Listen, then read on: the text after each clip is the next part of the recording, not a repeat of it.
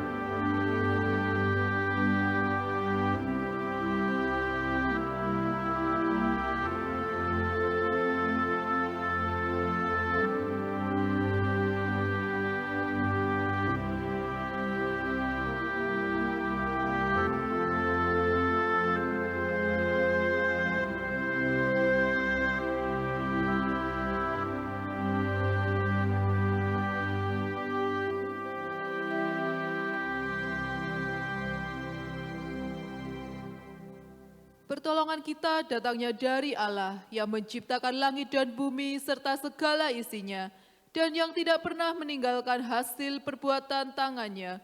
Turunlah kiranya atas kita kasih karunia dari Allah Bapa, Putra, dan Roh Kudus. Amin.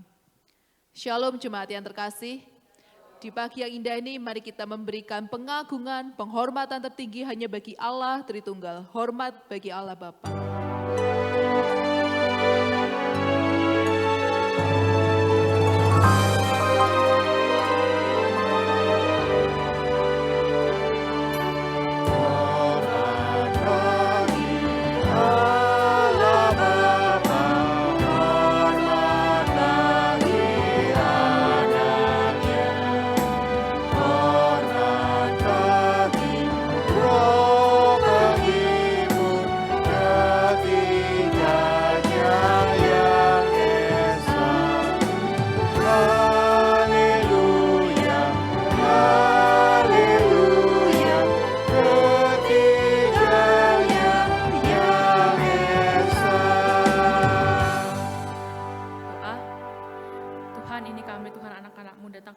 Syukur Tuhan, pada pagi hari ini kami boleh datang beribadah kepadamu. Kami mengucap syukur, kami boleh diberikan kesempatan untuk sekali lagi datang, untuk mengagungkan Engkau, untuk memuji dan mendengarkan firman-Mu. Tuhan, tolong kami Tuhan, biar supaya kami boleh mengikuti ibadah ini Tuhan dengan hati yang sungguh, hati yang penuh kerinduan Tuhan untuk bertemu dengan Engkau. Dan pada kesempatan kali ini kami juga mengucap syukur untuk kasih setia-Mu Tuhan yang selalu baru tiap pagi Tuhan bagi setiap kami. Dan kami datang membawa diri kami seluruhnya Tuhan, bahkan segala kesalahan kami, segala ketidaktaatan kami kepadamu Tuhan, kami datang meminta pengampunan daripadamu Tuhan. Ketika kami memilih untuk mengikuti keinginan kami sendiri daripada kehendak-Mu, ketika kami berlaku yang tidak benar, kami melukai Tuhan, Engkau melukai sesama kami, Tuhan kami datang mengakui semuanya di hadapan-Mu. Tuhan tolong sucikan kami Tuhan dan kuduskan kami. Tuhan tolong kami Tuhan, basuhlah kami Tuhan dengan darah-Mu yang kudus Tuhan. Tolong kami agar kami boleh kembali kepada jalan-Mu, kami boleh kembali menjadi anak-anak-Mu yang taat. Terima kasih Tuhan untuk anugerah-Mu, untuk pengampunan yang terus-menerus Kau berikan kepada kami. Dan biarlah kami boleh hidup, tidak menyia-nyiakan anugerah daripada-Mu, kami boleh hidup seturut dengan kehendak-Mu. Terima kasih Tuhan, kami menyerahkan diri kami, menaikkan doa kami di dalam nama Tuhan Yesus. Amin. Jemaat dipersilakan untuk duduk. Hanya di dalam hadirat Tuhan sajalah kita dapat merasakan kedamaian. Mari saat ini kita mau masuk ke hadirat Tuhan, membawa korban pujian, sujud menyembah di hadapannya. Masuk hadirat-Mu Tuhan.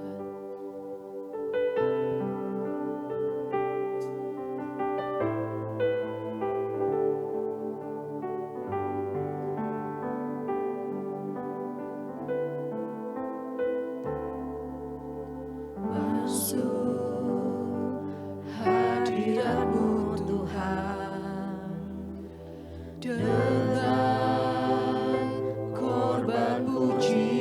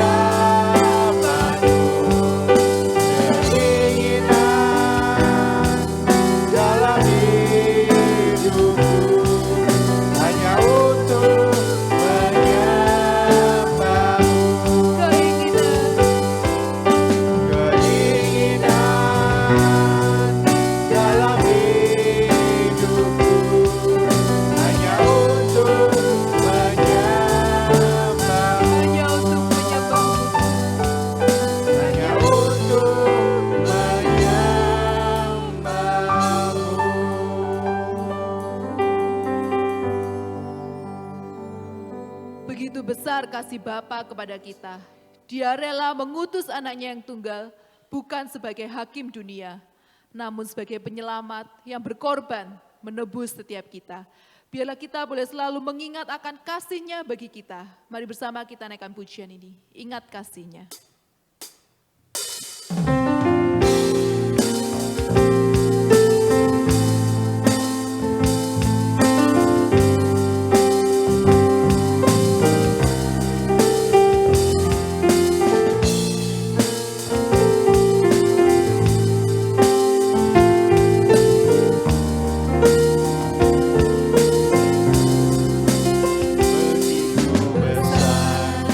Kasih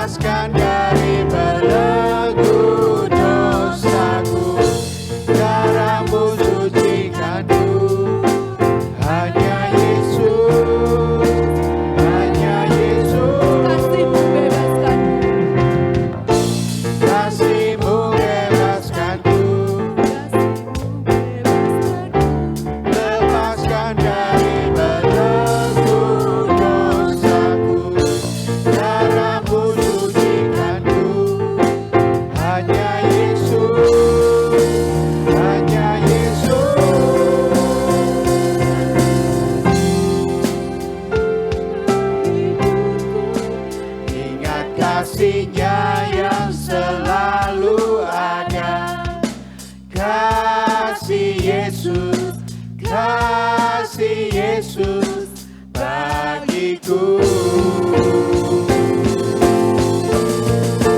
Ingat pilunya yang sembuhkan lukaku, ingat salibnya yang menebus aku. Kasih Yesus, kasih Yesus, kasih Yesus, kasih Yesus, kasih Yesus, kasih Yesus bagiku.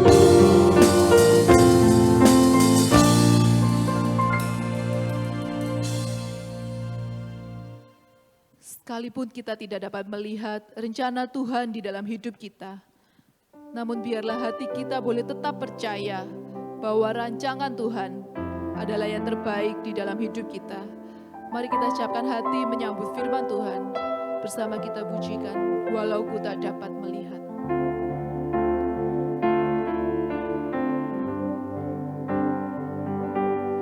Sadar tak semua dapat aku miliki di dalam hidupku, hatiku percaya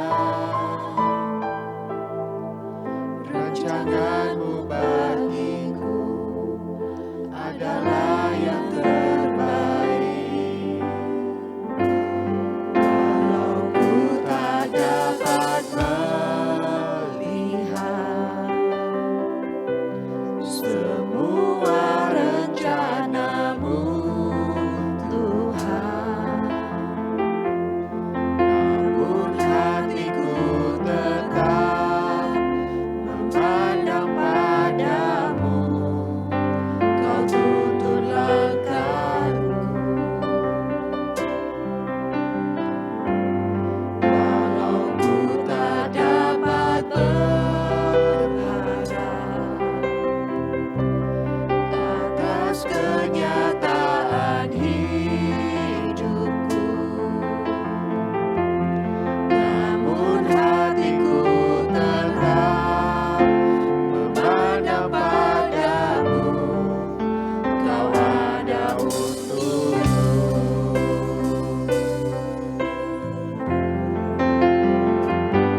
Sadar tak semua dapat aku miliki di dalam hidupku, hatiku percaya rancanganmu bagiku adalah yang terbaik. Walau ku tak dapat melihat semua rencanamu,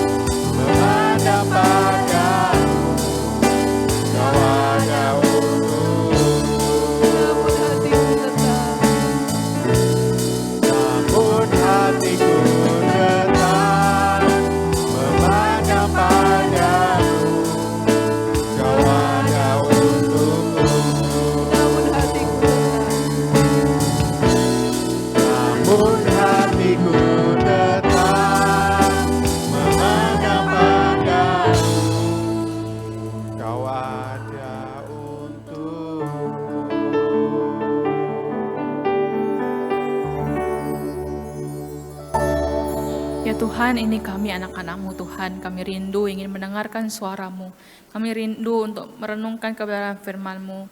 Tuhan berbicara kepada kami, setiap kami Tuhan, bukalah hati kami, mata kami, telinga kami, pikiran kami Tuhan terhadap suara-Mu Tuhan, dan biarlah firman-Mu boleh mengubahkan kami. Pakailah hamba-Mu yang terbatas ini Tuhan, dan berbicaralah sebab kami siap untuk mendengarkan. Terima kasih Tuhan, di dalam nama Tuhan Yesus kami berdoa, amin. Jemaat silakan duduk kembali. Shalom Bapak Ibu Saudara semua yang terkasih. Gimana kabarnya? Puji Tuhan. Ya tak terasa kita sudah di minggu ketiga Januari ya. Bentar lagi udah mau selesai bulan Januari. Cepat sekali waktu berlalu. Ya, hari ini kita akan bersama-sama merenungkan kebenaran firman Tuhan dengan tema tak terlihat, tak terhentikan. Firman Tuhan hari ini diambil dari Lukas 13 ayat ke-18 sampai ke-19. Saya akan bacakan di dalam versi terjemahan baru yang kedua, Bapak Ibu boleh menyimak di dalam Alkitab masing-masing. Lukas 13 ayat ke-18 sampai ke-19. Ya, Lukas 13 ayat 18 sampai 19, demikianlah firman Tuhan. Lalu kata Yesus, seumpama apakah kerajaan Allah dan dengan apakah aku akan mengumpamakannya? Kerajaan itu seumpama biji sesawi yang diambil dan ditaburkan orang di kebunnya. Biji itu tumbuh dan menjadi pohon, dan burung-burung bersarang pada cabang-cabangnya. Demikian firman Tuhan hari ini. Bapak Saudara, izinkan saya bertanya, pernahkah Bapak Ibu Saudara menemukan mengalami momen di mana Bapak Ibu Saudara melakukan sesuatu dalam waktu yang panjang, yaitu sesuatu dengan tekun, menekuni sesuatu, melakukan sesuatu dengan setia, tetapi kemudian setelah dilakukan ternyata kayak tidak memberikan hasil yang diinginkan.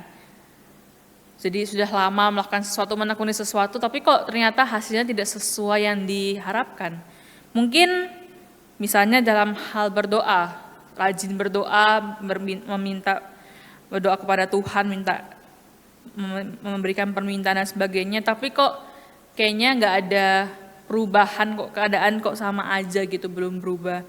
Mungkin rajin pelayanan, tekun setiap minggu pelayanan, tapi kok kayaknya nggak banyak yang menghargai gitu, malah kayaknya makin banyak tuntutan atau makin banyak kritikan yang diberikan kepada kita.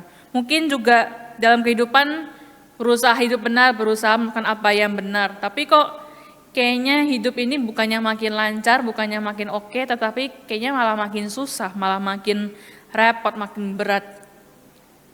Pernahkah Bapak Ibu menemukan momen-momen seperti itu dalam kehidupannya? Mungkin pernah dari kita yang merasakan hal-hal tersebut ketika kita menekuni sesuatu, kita setia terhadap sesuatu tetapi tidak memberikan apa yang kita inginkan. Dan kemudian jadinya muncul pertanyaan dalam hati kita, lalu aku melakukan semuanya ini apa gunanya? Aku setia pada hal ini, aku tekun melakukan ini, tapi tidak ada hasilnya, apa gunanya semuanya ini aku lakukan? Dalam kehidupan ketika tidak ada yang berubah, benar nggak sih Tuhan ini bekerja? Kok aku setia kepada Tuhan, aku tekun melayani, kok rasanya sama aja gitu, nggak ada perbedaannya. Nah, saudara, pertanyaan-pertanyaan ini tentunya sangat manusiawi ya, sangat biasa gitu. Terlebih karena kita hidup di zaman yang sangat menekankan hasil yang cepat dan terlihat. Dunia mengajarkan kita bahwa apa yang bernilai, apa yang berharga itu adalah sesuatu yang besar, yang mencolok, yang viral di mana-mana, yang langsung menghasilkan dampaknya gitu, yang terlihat dampaknya secara besar. Dunia mengajarkan hal-hal seperti itu. Sedangkan kalau hal-hal yang kecil, yang kayaknya nggak ada yang tahu, yang tersembunyi, kayaknya seringkali dunia melihat hal-hal tersebut sebagai hal-hal yang biasa, yang mungkin nggak dipandang dengan baik gitu, yang dipandang sebelah mata aja, nggak berarti gitu. Dan tanpa sadar pola pikir ini kita pegang dalam kehidupan kita terjebak di dalam pola pikir ini, kita juga ikut melihat segala sesuatu berdasarkan apa yang terlihat, apa yang besar, yang viral dan sebagainya. Dan lebih parah lagi, tanpa kita sadari, terkadang pola pikir ini bisa masuk dalam kehidupan kita sebagai orang percaya, dalam kehidupan rohani pribadi kita, dalam kehidupan pelayanan kita sebagai anak Tuhan. kita jadinya mulai melihat keberhasilan dari pelayanan itu berdasarkan jumlah. Misalnya jumlah jemaatnya apakah bertambah atau malah berkurang. Kita menilai sesuatu tuh dari program-programnya besar apa enggak, program-programnya wah atau justru programnya kayak cuma sederhana, kayak biasa aja gitu. Kita menilai dari gedung gereja yang apakah semakin bagus atau semakin enggak, semakin kacau dan sebagainya. Kita melihat dari sejauh mana sesuatu tuh terlihat berhasil tuh dari matanya manusia. Kita terkadang menyadari kita terjatuh di dalam posisi yang seperti itu. Namun melalui perumpamaan yang sederhana ini, Tuhan Yesus ingin mengajarkan kepada kita satu kebenaran yang berlawanan dengan apa yang dunia tawarkan. Kebenaran yang berbeda dengan yang dunia ajarkan kepada kita. Ketika dunia terikat melihat segala sesuatu dari apa yang terlihat, dari apa yang besar, apa yang yang terlihatnya mewah dan sebagainya, Allah justru menunjukkan bahwa dia tidak terikat kepada hal-hal yang seperti itu, bukan pada hal-hal yang terlihat. Justru firman Tuhan mengajarkan bahwa Allah sering bekerja melalui hal-hal yang kecil, yang tersembunyi, yang sederhana, yang mungkin manusia anggap sebelah pandang mata. Tetapi kita lihat juga bahwa apa yang Allah kerjakan ini meskipun kecil, ternyata membawa dampak yang besar, yang berujung kekal gitu dalam kehidupan manusia. Nah, sepanjang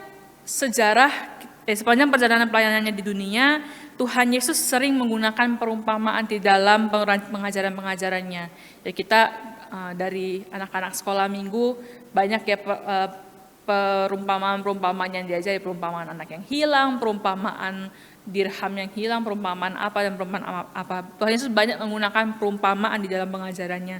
Nah, perumpamaan-perumpamaan ini diberikan ya agar pendengarnya bisa memahami kebenaran dengan lebih jelas gitu melalui gambaran-gambaran yang familiar, yang sesuai dengan konteks kehidupan mereka sehari-hari gitu.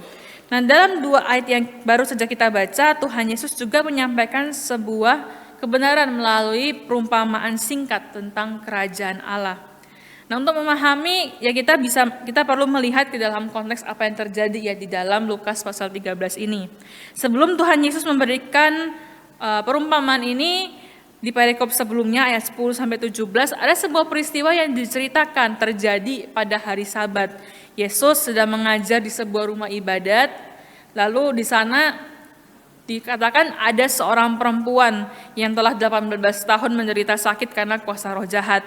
Tubuhnya bungkuk jadi dia nggak bisa berdiri dengan tegak gitu, dan itu sudah lama terjadi. Nah, ketika Yesus melihat perempuan ini, maka ya Yesus segera oleh belas kasihan, dia memanggilnya, menjamahnya dan menyembuhkannya. Seketika itu juga ya kita melihat perempuan itu dipulihkan, dibebaskan dan dia sembuh gitu. Dia memuliakan Allah karena pekerjaan tangan Allah. Ini tentu adalah mukjizat yang luar biasa bukan Bapak Ibu? Ya, orang udah sakit lama disembuhkan oleh Tuhan Yesus dan kita tahu bagaimana Tuhan Yesus itu luar biasa kuasanya.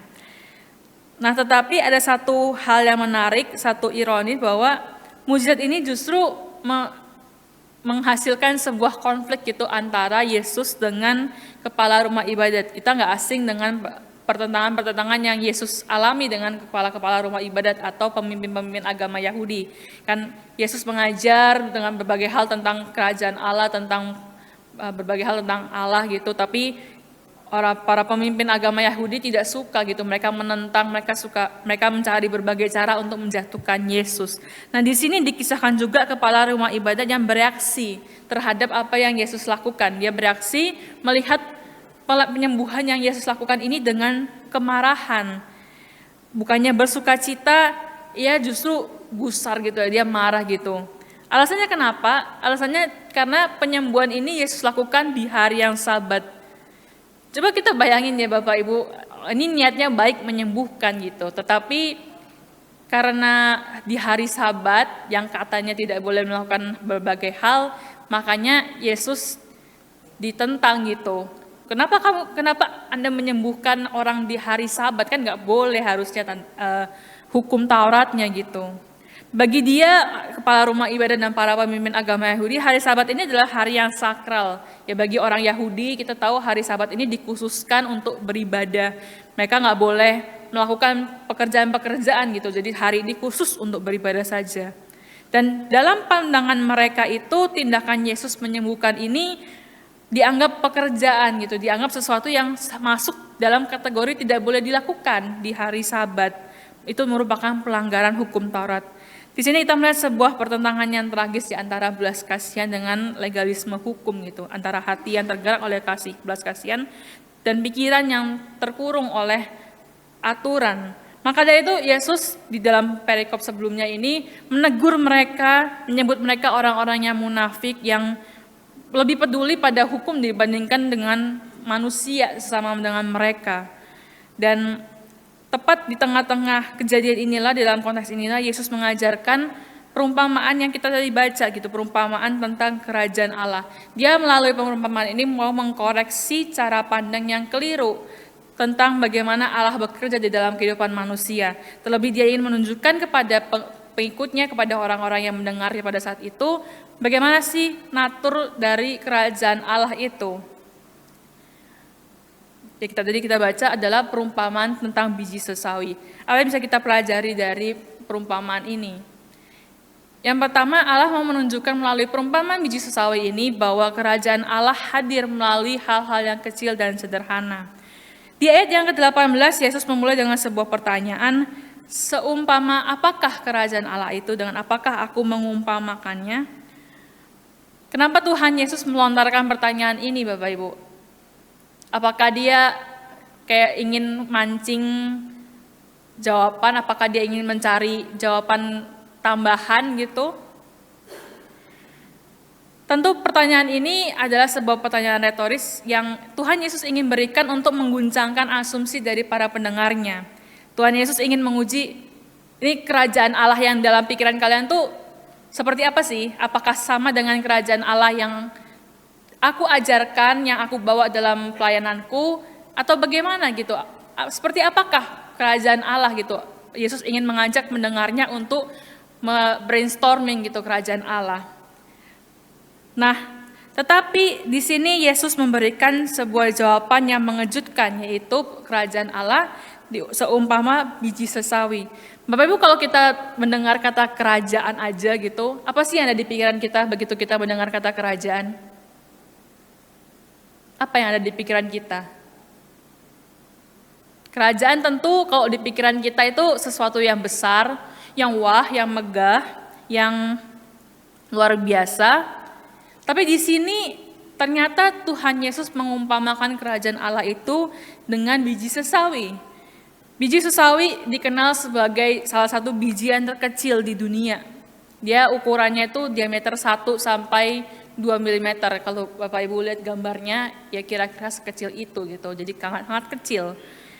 Jadi biji ini sangat kecil, terus sangat ringan, mungkin mudah dihembuskan angin, mudah kalau jatuh kita nggak kelihatan, itu mudah sekali. Dan inilah yang Tuhan pakaikan untuk menggambarkan kerajaan Allah. Kerajaan yang mungkin di dalam benak kita adalah sesuatu yang seharusnya wah, yang harusnya luar biasa, tetapi ya inilah yang Tuhan berikan.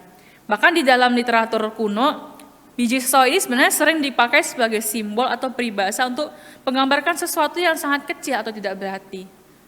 Lalu apakah Tuhan bilang bahwa kerajaan Allah itu sesuatu yang kecil yang tidak berarti? Kita bayangkan reaksinya ya gitu ya. Kenapa Yesus memilih gambaran sekecil ini, yaitu biji sesawi ini, untuk menjelaskan tentang kerajaan Allah? Karena Yesus sedang ingin membongkar total cara berpikir manusia tentang kerajaan Allah. Kalau kita menggali tentang kehidupan orang-orang Yahudi di Perjanjian Baru ini, kita menemukan bahwa orang-orang Yahudi itu sedang dalam masa-masa penantian akan sang Mesias ya. Kita bisa temukan itu di dalam banyak hal di Perjanjian Baru gitu. Mereka menantikan Mesias itu, tetapi kerajaan Mesias, kerajaan Allah yang dibayangkan oleh orang-orang itu ternyata kita melihat itu sangat-sangat spesifik. Jadi mereka membayangkan seorang raja yang luar biasa kuat, penuh dengan kemegahan, punya kekuatan yang luar biasa yang bisa membebaskan mereka. Seorang raja, kerajaan yang kejayaannya tuh bisa kembali menyamai kejayaan Israel di zamannya Raja Daud yang sangat luar biasa. Jadi Orang-orang ini mencari tanda-tanda yang spektakuler dari seorang Mesias. Mereka menunggu satu demonstrasi kuasa yang tidak terbantahkan gitu, satu demonstrasi kuasa yang tidak terelakkan gitu. Mereka mengharapkan seseorang yang membawa revolusi besar-besaran yang menggentarkan dunia. Tapi ternyata kita melihat satu kenyataan yang berbeda dengan apa yang menjadi ekspektasi mereka.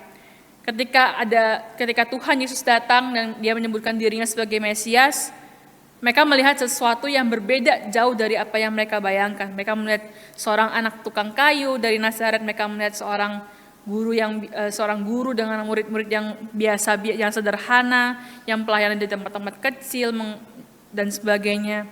Dan di sini Tuhan Yesus menunjukkan bahwa kerajaan Allah sesungguhnya tidak dimulai dari sesuatu yang spektakuler ternyata, tetapi dari sesuatu yang kecil, yang sederhana. Dan kerajaan Allah tidak datang dengan cara yang dibayangkan oleh orang-orang pada zaman itu. Dan bukankah kita melihat pola ini konsisten sebenarnya dalam sepanjang sejarah Alkitab. Tuhan Allah sering menggunakan orang-orang atau hal-hal yang justru kecil gitu untuk melakukan pekerjaannya.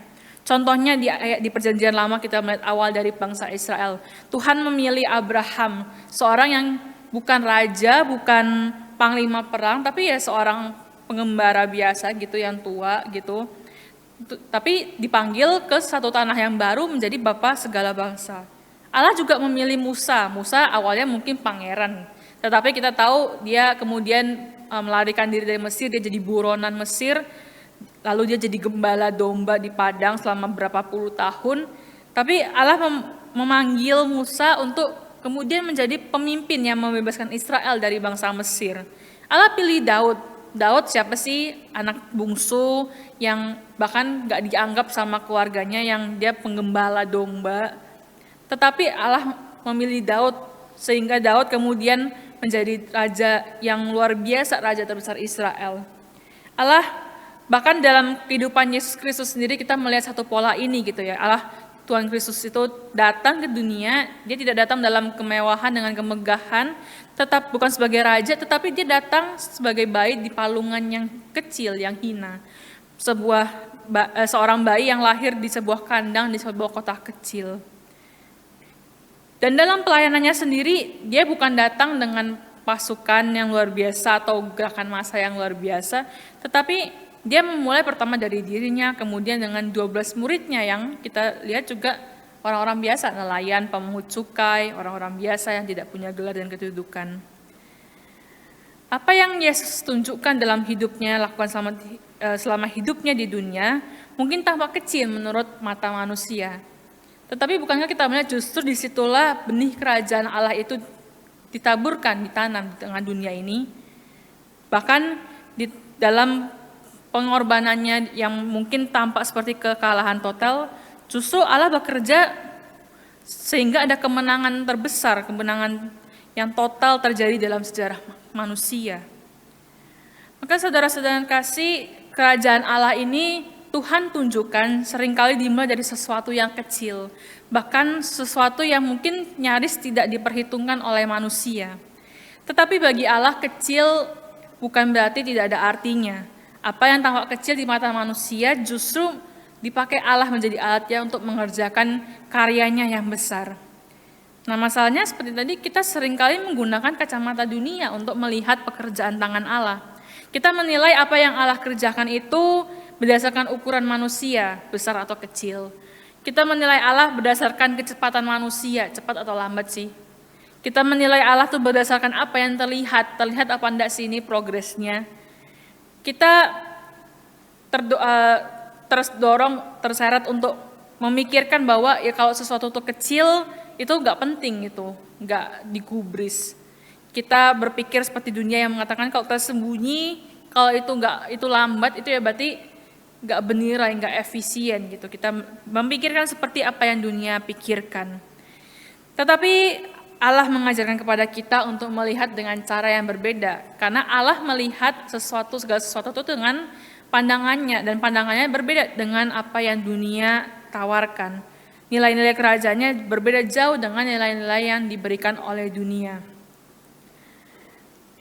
Nah setelah itu Perumpamaan biji sesawi ini juga mengajarkan apa sih? Perumpamaan biji sesawi ini yang kedua mengajarkan bahwa kerajaan Allah bertumbuh secara pasti tanpa terhentikan. Ketika Yesus mengumpamakan kerajaan Allah seperti biji sesawi, dia tidak berhenti sampai di situ saja, tetapi ia melanjutkan gambaran itu dengan menunjukkan sebuah perubahan, sebuah transformasi yang luar biasa dari biji sesawi ini. Dikatakan biji itu tumbuh dan menjadi pohon, dan burung-burung di udara bersarang pada cabang-cabangnya.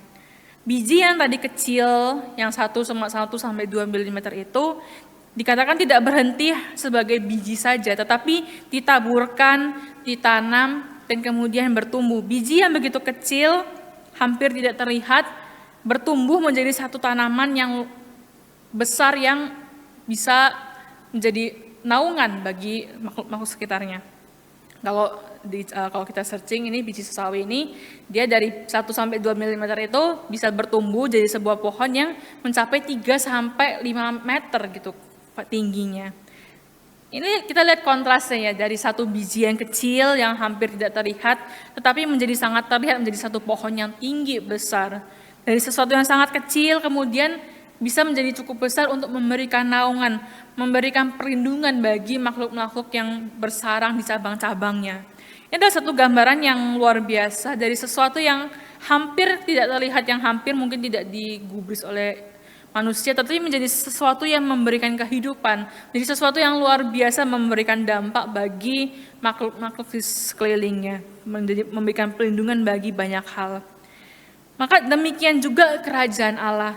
Kerajaan Allah memang tadi dimulai dari sesuatu yang kecil dan sederhana, tetapi kita melihat dalam firman Tuhan bahwa Allah sesungguhnya tidak berhenti bekerja.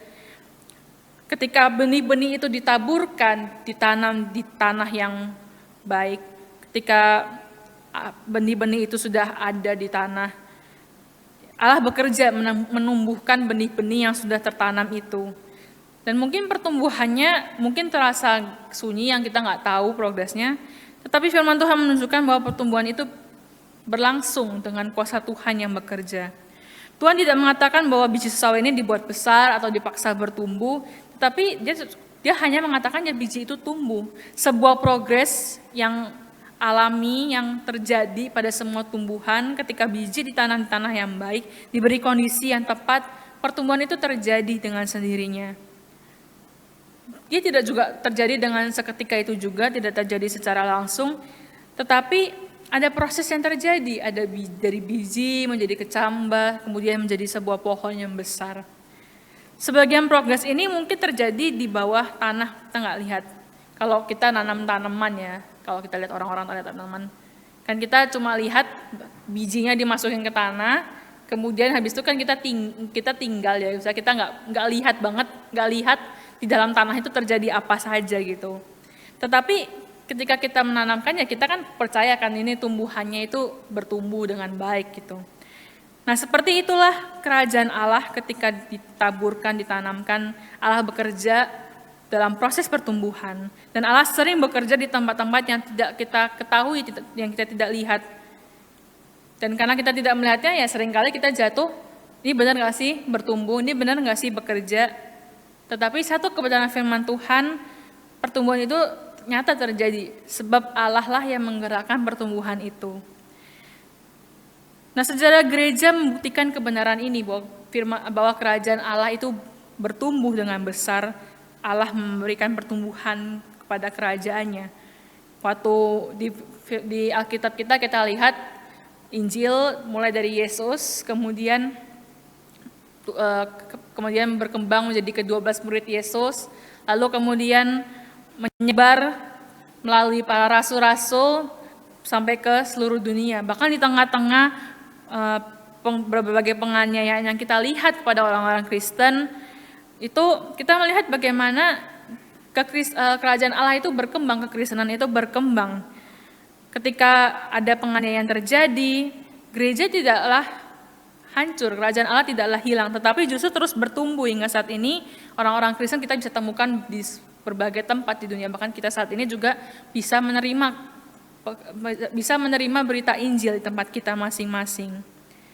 Ini satu gambaran lagi, mungkin seperti gereja di Tiongkok ya, kan kita sering mendengar ya kisah-kisah tentang gereja Tiongkok gitu. Kan pada abad ke-20, jadi ketika komunis ini berkuasa di Tiongkok, kita dengar-dengar berita gitu kan kalau kekristenan itu ditolak gitu. Jadi banyak misionaris yang diusir, banyak gereja-gereja yang ditutup secara paksa. Kalau ada orang-orang Kristen kadang ada yang dipenjara, dianiaya gitu, Alkitab-Alkitab dibakar dan sebagainya. Banyak orang mengira dengan gerakan-gerakan ini mungkin kekristenan ini bisa hilang dari daerah Tiongkok ini. Tetapi kita lihat apakah itu terjadi sesungguhnya dalam sejarah.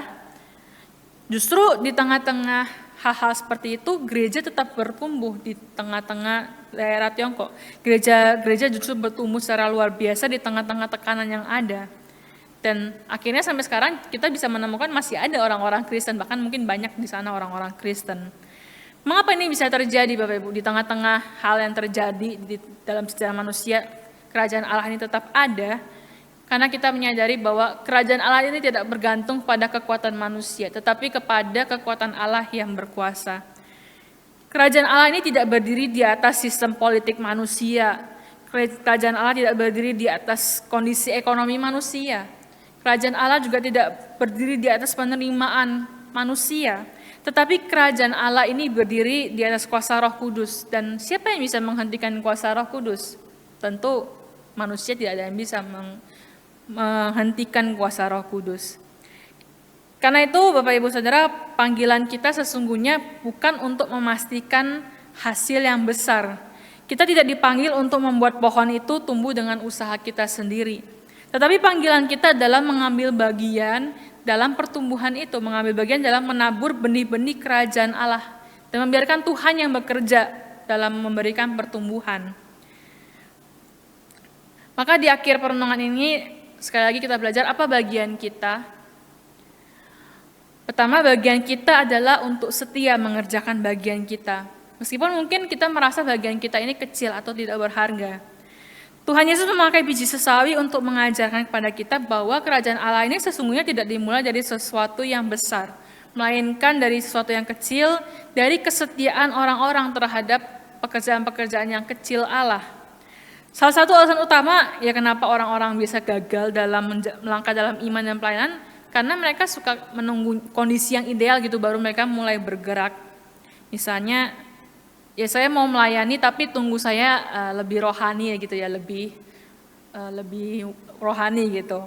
Saya mau terlibat penginjilan tapi tunggu saya belajar Alkitab dulu gitu biar bisa kan menginjilan kan. Kalau nggak ngerti Alkitab gimana cara penginjilan gitu. Saya akan memberikan persembahan tapi tunggu aku dapat berkat lebih, tunggu aku dapat gaji yang lebih baru aku mau memberikan persembahan. Saya mau terlibat di pelayanan di gereja, tapi tunggu saya punya banyak waktu dulu ya. Saya kan lagi sibuk, jadi tunggu saya punya banyak waktu dulu baru saya kasih waktu saya untuk pelayanan di gereja. Kita sering kali menunggu waktu-waktu yang ideal ini untuk kita baru mempertimbangkan terlibat di dalam pekerjaan Allah di tengah dunia. Padahal apakah sesungguhnya itu yang Tuhan lihat daripada kita? Tuhan justru bekerja melalui apa yang ada di tangan kita hari ini.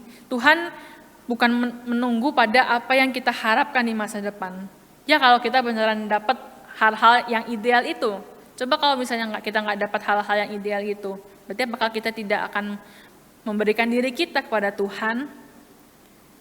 Mungkin kita melihat kisah-kisah di Alkitab gitu ya. Misalnya contoh kisahnya Daud dan Goliat. Ketika Saul mencari orang yang bisa melawan Goliat, muncul Daud. Daud waktu itu mau dikasih baju zirah dan pedang, tetapi Daud menolak gitu. Dan dia berkata, ya dia tidak biasa, jadi dia datang dengan apa adanya, cuma berbekal umban dan 5 batu gitu. Satu benda-benda yang sederhana yang biasa dia pakai, tapi dengan itulah Allah memberikan kemenangan kepada bangsa Israel. Juga mungkin kisah anak kecil yang membawa 5 roti dan 2 ikan. Dia membawa sesuatu yang bekal yang sederhana yang tidak bisa dipakai sebenarnya untuk memberi makan sebegitu banyaknya orang. Tetapi dengan hati yang rela dia mau memberikan apa yang terbaik yang dia miliki dan Tuhan pakai itu. Tuhan pakai itu menjadi berkat bagi segitu banyaknya orang. Tuhan tidak menunggu kita untuk memiliki banyak untuk sampai kepada hari-hari ideal itu, tetapi Dia menunggu kita untuk memberikan apa yang kita miliki seutuhnya, apapun yang kita miliki pada saat ini. Kesetiaan dalam hal kecil bukan soal memulai untuk mencapai hal besar, tetapi juga termasuk tentang hati kita, hati yang taat, hati yang penuh dengan kerendahan hati, hati yang kita mau berserah dan bersandar penuh kepada Tuhan. Maka dikatakan barang siapa setia dalam perkara-perkara kecil, dia juga setia dalam perkara-perkara yang besar. Kalau dia tidak benar dalam perkara kecil, dia juga tidak benar dalam perkara yang besar. Apa sih bagian kita dalam kerajaan Allah? Bagian kita di dalam gereja Tuhan, bagian kita di dalam komunitas orang percaya di tempat ini. Tuhan kasih kita bagian kita masing-masing. Tuhan kasih kita talenta kita masing-masing. Kita kasih posisi kita masing-masing, entah itu dalam besar dan kecil. Tuhan mau kita mengerjakan bagian kita dengan setia. Seperti hamba yang punya 5 talenta dan 2 talenta, setia mengerjakan bagiannya dengan baik, memberikan yang terbaik sepenuh hati untuk mengerjakan apa yang diberikan oleh tuannya kepadanya. Dan yang kedua, kita belajar untuk percaya pada proses Tuhan. Kita belajar untuk bertekun di dalam proses Tuhan yang terjadi sekalipun tidak terlihat. Salah satu tantangan kita adalah kita belajar mempercayai Tuhan ketika kita tidak bisa melihat apa yang Tuhan kerjakan. Kita ini sebagai manusia naturnya tuh ingin bukti biasanya. Apalagi kalau dengar janji atau dengar perkataan orang. Misalnya orang janji ini, kita pengen buktinya gitu kan, benar gak dia janjinya ini tepat gitu. Ketika Tuhan juga menjanjikan ini dan itu, kita ingin buktinya gitu. Buktinya gimana Tuhan benar-benar menepati janjinya. Kita ingin lihat hasilnya benar gak sih ada. Kita ingin lihat jawabannya juga biasanya dengan cepat gitu. Kita tuh kayak gak mau nunggu gitu, kayak mana janjimu gitu. Kita dorong itu gitu. Namun kenyataannya pertumbuhan yang Tuhan berikan jarang sekali terjadi secara instan. Seperti gambaran biji ini, sebagian besar proses bahkan terjadi tanpa kita lihat di dalam tanah. Tuhan sering kali bekerja membentuk kehidupan kita itu dengan cara-cara yang kita tidak lihat sama sekali, bahkan kita mungkin tidak rasakan. Tuhan bekerja itu dengan sesuatu yang kita tidak bisa lihat hasilnya. Ketika kita berdoa, kita belum melihat perubahan, terkadang kita mempertanyakan Tuhan.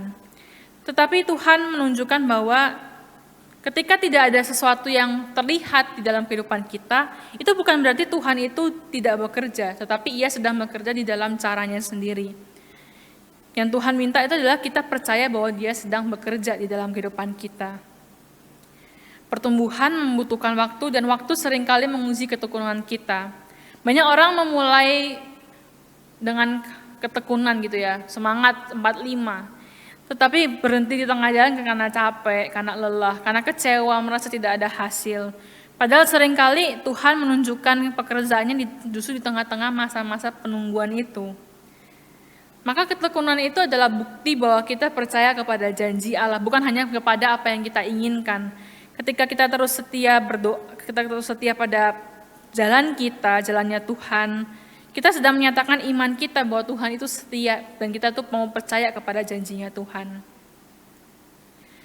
Saudara-saudara, kerajaan Allah memang seringkali bekerja dengan cara yang tidak kita duga. Mungkin secara diam-diam tidak terlihat, mungkin tidak instan. Namun apa yang ditanam di dalam iman itu Tuhan nyatakan tidak pernah sia-sia. Tuhan memanggil kita untuk setia, menanam, setia percaya dan bertekun terus di dalam pertumbuhan kerajaannya. Saya ingin menutup dengan satu kisah nyata. Di tahun 1812 ada seorang misionaris bernama William Carey. Ini dia awalnya adalah seorang pengusaha kaya, tapi kemudian dia meninggalkan semuanya dan dia pergi ke India sebagai seorang misionaris. Nah, ketika dia menjadi misionaris di India, dia menghadapi perlawanan yang sangat berat, tekanan yang sangat berat. Bahkan tekanan ini sebagian juga berasal dari keluarganya gitu. Di tengah-tengah tekanan yang berat, istri pertamanya tuh jadi kayak gila gitu karena tekanan. Lalu anaknya juga meninggal gitu ketika dia melayani. Lalu pekerjaan-pekerjaannya, terjemahannya itu dibakar dalam kebakaran. Orang-orang menolak dia, mengolok-ngolok dia. Dan hasilnya dalam 7 tahun pertama dia melayani di India, hasilnya tuh cuma ada 1 orang yang bertobat. Ya bayangin ya 7 tahun melayani tapi cuma 1 orang yang bertobat, gimana coba tekanannya itu gitu. Banyak orang mungkin menyebutkan pelayanan William Carey ini sebagai satu kegagalan. Tetapi apa yang William Carey lakukan, dia tidak meninggalkan pelayanannya, dia tetap setia dalam pelayanannya, dia terus menerjemahkan Alkitab, dia terus mengajar, melayani, seolah-olah ya wes itu loh cuma 1 orang yang percaya gitu, yang penting aku tetap mau melayani gitu dalam pekerjaan misi ini gitu. Dan apakah kemudian hasilnya ini tetap sama gitu, cuma 1 orang itu, kita kisahnya ini memperlihatkan bahwa ternyata ya hasilnya jauh melebihi dengan apa yang terjadi pada awalnya gitu. Ketika William Carey meninggal pada tahun 1834, dia tidak meninggal dengan tanpa meninggalkan apa-apa, tetapi dia meninggalkan satu hasil jejak yang luar biasa gitu. Dia meninggalkan Alkitab yang sudah diterjemahkan dengan berbagai bahasa India, dia telah mendirikan berbagai bangunan, rumah sakit, sekolah dan sebagainya. Dan yang paling penting, Injil itu karena misinya bisa tatanan di India dan sekarang ini ada orang-orang Kristen yang bisa ditemukan di India. Ini semua dimulai dari 1 orang yang setia menanamkan kerajaan Allah itu. Meskipun dia tidak tahu hasilnya seperti apa, tetapi dia memilih untuk setia kepada panggilannya. Hari ini mungkin kita merasa bahwa apa yang kita lakukan untuk Tuhan itu terlalu kecil. Mungkin kita merasa bagian kita ini kayaknya nggak berarti. Tetapi biarlah firman Tuhan terus menguatkan dan mengingatkan kita untuk setia mengerjakan apa yang Tuhan percayakan kepada kita. Tuhan terus bekerja bahkan dalam keadaan-keadaan yang tidak kita sadari. Dalam firman Tuhan, Zakaria bertanya, siapakah yang memandang rendah hari-hari yang penuh perkara kecil? Jawabannya, Tuhan tidak memandang rendah hal-hal yang kecil. Justru Tuhan memakai hal-hal kecil itu, dia bekerja melalui hal-hal yang kecil itu untuk menghasilkan sesuatu yang besar di dalam kehidupan manusia. Maka mari kita terus berjalan dalam iman, kita percaya bahwa meskipun kita tidak melihat, tetapi Tuhan bekerja. Dan apa yang Tuhan kerjakan semuanya akan indah pada waktunya. Mari kita berdoa. Tuhan, terima kasih Tuhan untuk firman yang boleh kami dengar, firman yang boleh menguatkan setiap dari kami. Tuhan, dikala kami mungkin tidak bisa melihat Tuhan pekerjaan tangan-Mu, Tuhan biarlah kami boleh tetap setia, biarlah kami boleh terus percaya dan bertekun Tuhan di dalam iman kami kepada-Mu Tuhan. Kami boleh terus berjalan di jalan-Mu, kami boleh terus setia dalam pekerjaan tangan-Mu Tuhan. Biarlah firman Tuhan hari ini boleh terus mengingatkan kami Tuhan, dan membuat kami Tuhan menjadi anak-anak-Mu Tuhan yang setia, yang taat pada firman-Mu. Terima kasih Tuhan, di dalam nama Tuhan Yesus kami berdoa, amin. Mari kita bangkit berdiri, kita akan menaikkan beberapa pokok doa syafaat kita. Yang pertama, mari kita berdoa terus untuk gereja kita, gereja GKL yang Rungkut. Ya, kita terus berdoa bagi setiap jemaat di tempat ini, biarlah kita boleh terus setia sama Tuhan, kita boleh terus percaya kepada Tuhan, boleh terus mengikuti kehendak firman Tuhan di dalam kehidupan kita. Dan biarlah kita boleh terus berpegang kepada Tuhan, jemaat Tuhan boleh terus berpegang kepada Tuhan, terutama di tengah-tengah tahun yang mungkin tidak mudah ini, tahun yang 2026 yang baru ini. Mari kita sama-sama berdoa. Suka Tuhan, kami menyerahkan terus Tuhan untuk jemaat-Mu Tuhan di gereja ini, gereja Elion Rungkut. Tuhan, biarlah Tuhan firman-Mu Tuhan terus berakar Tuhan dalam kehidupan setiap dari kami. Firman-Mu boleh terus menjadi pegangan bagi setiap kami, menjadi kekuatan bagi kami Tuhan untuk menjalani hari-hari kami ke depannya. Tuhan, biarlah Tuhan juga firman-Mu tidak lepas dari kami boleh terus bersandar kepada-Mu, berpegang kepada janji-Mu Tuhan, dan kami boleh melewati hari-hari kami Tuhan dengan keyakinan, dengan kekuatan yang daripada-Mu saja Tuhan. Biarlah Tuhan jemaat-Mu boleh terus bertumbuh, dewasa boleh terus bertumbuh, menjadi anak-anak-Mu, menjadi umat-umat-Mu Tuhan yang setia, yang memuliakan nama-Mu Tuhan di tengah dunia ini. Terima kasih Tuhan, kami menyerahkan doa kami Tuhan. Selanjutnya kita juga mau terus berdoa untuk negara kita. Ya, kita banyak baca berita bahwa negara kita di tahun ini mungkin agak sulit, mungkin banyak hal yang terjadi, tetapi kita mau terus berdoa bagi negara kita, biarlah Tuhan yang menaungi negara kita, bangsa kita. Tuhan secara khusus juga kita berdoa untuk presiden kita, untuk pemerintahan kita, wakil presiden dan yang lain-lainnya. Kita berdoa ya agar Tuhan memberikan mereka hikmat, kebijaksanaan, integritas dalam mereka menjalani pekerjaan mereka di dalam pemerintahan. Biarlah Tuhan yang menolong mereka, biar supaya mereka bisa, setiap keputusan itu diambil demi kesejahteraan rakyat Indonesia, bukan untuk kesejahteraan kepentingan pribadi atau golongan tertentu. Tuhan terus menjaga, biarlah di tahun-tahun ini meskipun tidak mudah, tetapi bangsa Indonesia, negara Indonesia boleh melewati segala sesuatu dengan baik di dalam perlindungan tangan Tuhan. Mari kita berdoa bagi negara Indonesia.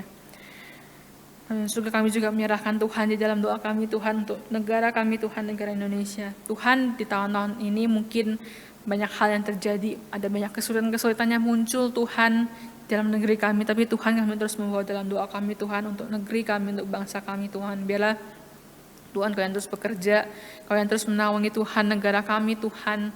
Biar negara kami boleh melewati berbagai kejadian yang ada, Tuhan, dengan baik, Tuhan, dalam perlindungan tangan-Mu. Dan kami secara khusus juga menyerahkan, Tuhan, untuk pemerintahan kami, untuk presiden, wakil presiden, untuk menteri dan orang-orang lainnya, Tuhan, yang terlibat di dalam pemerintahan baik secara nasional maupun daerah. Tuhan, biarlah Tuhan, Kau yang terus beri mereka hikmat, Kau yang terus berikan mereka kebijaksanaan dan integritas, Tuhan, dalam mereka mengerjakan pekerjaan mereka. Biarlah Tuhan, mereka dapat menghasilkan keputusan-keputusan yang memberikan kesejahteraan bagi setiap dari warga negara Indonesia. Biar mereka boleh memikirkan apa yang terbaik bagi negara ini, bukan apa yang terbaik bagi pribadi atau golongan tertentu. Biar mereka boleh terus mengembangkan Indonesia menjadi satu negara yang makmur, yang sejahtera. Dan biar Tuhan, Kau terus mendengar setiap doa kami, Tuhan. Kami membawa doa-doa kami, Tuhan, ke dalam tangan-Mu. Terima kasih Tuhan untuk waktu ini ketika kami boleh membawa doa-doa kami kepadamu. Terima kasih karena Engkau mendengar setiap doa-doa kami, dan biarlah Tuhan, Kau yang bekerja menjawab setiap doa kami sesuai dengan waktu dan rencana-Mu. Terima kasih Tuhan, kami membawa doa kami. Di dalam nama Tuhan Yesus kami berdoa. Amin. Mari setiap umat bersama dengan umat Tuhan di segala tempat dan abad, kita menaikkan pengakuan iman kita melalui pengakuan iman rasuli. Aku percaya kepada Allah, Bapa yang Maha Kuasa, Khalik langit dan bumi, dan kepada Yesus Kristus, Anaknya yang tunggal Tuhan kita, yang dikandung dari Roh Kudus, lahir dari anak darah Maria, yang menderita sengsara di bawah pemerintahan Pontius Pilatus, disalibkan, mati, dan dikuburkan, turun ke dalam kerajaan maut, pada hari yang ketiga, bangkit pula dari antara orang mati, naik ke surga, duduk sebelah kanan Allah, Bapa yang Maha Kuasa. Dan dari sana Ia akan datang untuk menghakimi orang yang hidup dan yang mati. Aku percaya kepada Roh Kudus, gereja yang kudus dan persekutuan orang kudus, pengampunan dosa, kebangkitan tubuh, dan hidup yang kekal. Amin. Silakan duduk.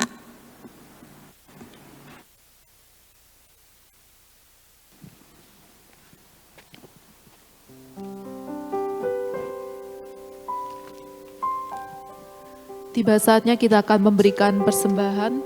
Persembahan minggu ini dijalankan 2 kantong. Untuk kantong hitam adalah untuk kas rutin gereja, sedangkan untuk kantong merah adalah untuk pelayanan misi. Dengan penuh ucapan syukur, mari kita memberikan persembahan yang terbaik untuk Tuhan. Bersama kita pujikan Bagi Yesus Tuhanku.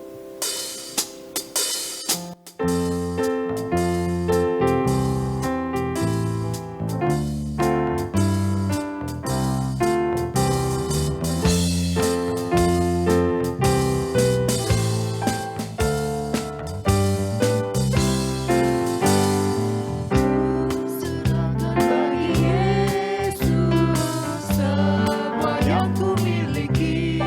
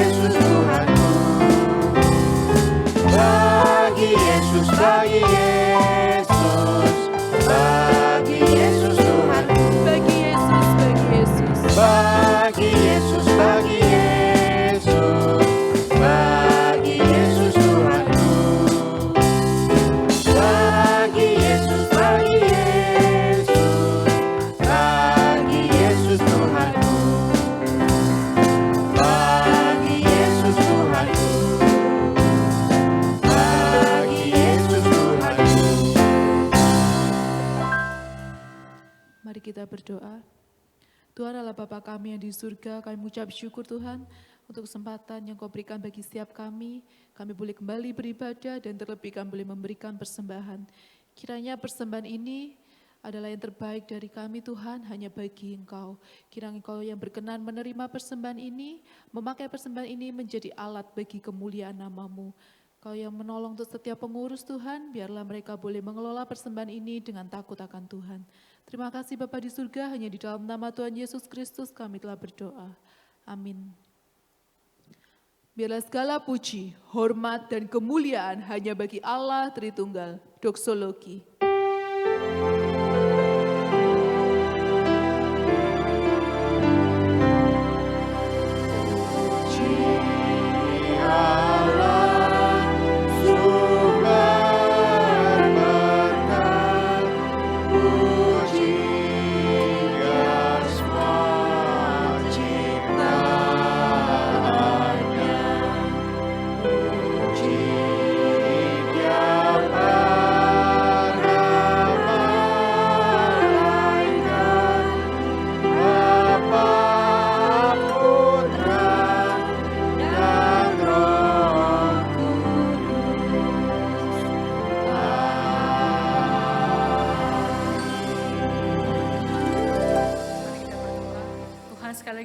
Terima kasih Tuhan untuk anugerah-Mu Tuhan, kami boleh beribadah pada hari ini. Dan kami berterima kasih untuk firman-Mu Tuhan yang boleh memberkati kami, firman-Mu yang boleh menjadi pegangan bagi setiap kami. Biarlah Tuhan kami boleh pulang Tuhan dengan membawa firman-Mu, kami boleh pulang menjadi garam dan terang dunia, menjadi berkat Tuhan di tengah-tengah lingkungan kami, menjadi anak-anak Tuhan yang membawa luas kerajaan-Mu Tuhan di tengah dunia ini. Tuhan, biarlah kami juga boleh pulang Tuhan, biarlah kasih karunia daripada-Mu, anugerah daripada Tuhan Yesus Kristus, kasih penyertaan dari Roh Kudus boleh terus menyertai kami semua, dari sekarang sampai selama-lamanya. Amin.